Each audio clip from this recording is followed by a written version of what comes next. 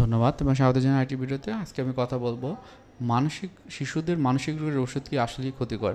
আমি আছি counselling psychologist আশুজ্জামান Raju.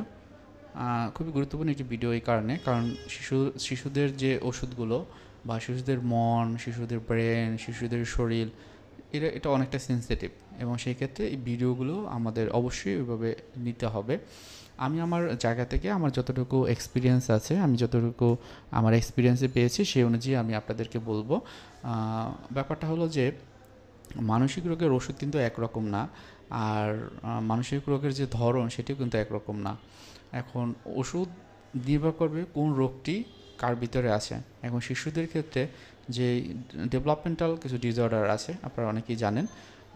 কারোর ভিতরে অটিজম থাকতে পারে, কারোর ভিতরে এডিএইচডি থাকতে পারে, অর্থাৎ attention deficient hyper active disorder. অনেকের ভিতরে যে লার্নিং ডিসেবিলিটি থাকতে পারে, ইন্টেলেকচুয়াল ডিসেবিলিটি থাকতে পারে। এখন এই ক্ষেত্রে তাদের ভিতরে অনেকের অস্থিরতা কাজ করে, অনেকের ভিতরে যেমন ডিপ্রেসিভ মুড থাকে বা ডিপ্রেশন কাজ করে। তখন সেই ক্ষেত্রে কী করতে হয়, তাদেরকে কিন্তু মেডিসিন দিতে হয়। কারণ অনেক ক্ষেত্রে এমন হয় যে তাদের যে কাউন্সেলিং বা সাইকোথেরাপি, যেটা ওষুধ ছাড়া যে চিকিৎসা, সেটা কিন্তু দেওয়া যায় না। আর এটা যদি চিকিৎসার মাধ্যমে ঠিক না রাখা যায়, তখন কি হবে, তখন কিন্তু এই প্রবলেমগুলো দেখা যাবে হয়তো বা অন্য আরও দু একটি যে রোগ থাকে সেগুলো কিন্তু এখানে চলে আসতে পারে। সুতরাং এটা আসলে ক্ষতিকর না মানসিক রোগের যে ওষুধগুলো। বাচ্চাদের ক্ষেত্রেও যারা প্রেসক্রিপশন দেন বা প্রেসক্রাইব করেন যে সাইকাটিস্টরা, তারা কিন্তু এই বিষয়ে অনেক দক্ষ। এবং সেই ক্ষেত্রে অবশ্যই শিশুদের যখন এই ওষুধগুলো দেবেন, হয়তো বা কিছু টেস্ট করে নেবেন।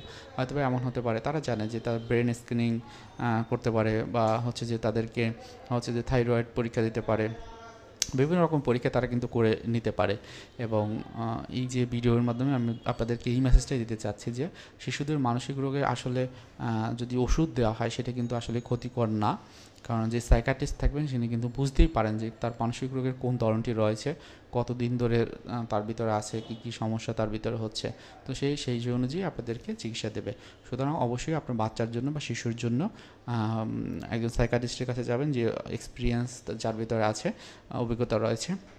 এবং খুব বেশি প্রবলেম হলে সাথে সাথে এটাও করতে পারেন যে একজন এডুকেশনাল সাইকোলজি বা স্কুল সাইকোলজিস্টকে দেখাতে পারেন, বা কাউন্সেলিং সাইকোলজিস্টের কাছে দেখাতে পারেন।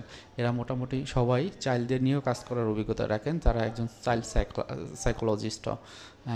সো আপনার শিশুদের মানসিক রোগের ওষুধের আসলে ক্ষতিকর না, বরং তাদের দরকার হবে। বরং আপনার যদি দরকার হয় কিন্তু আপনারা যদি ওষুধ না দেন, এটা কিন্তু আরও সাফারিং হতে পারে তাদের জন্য।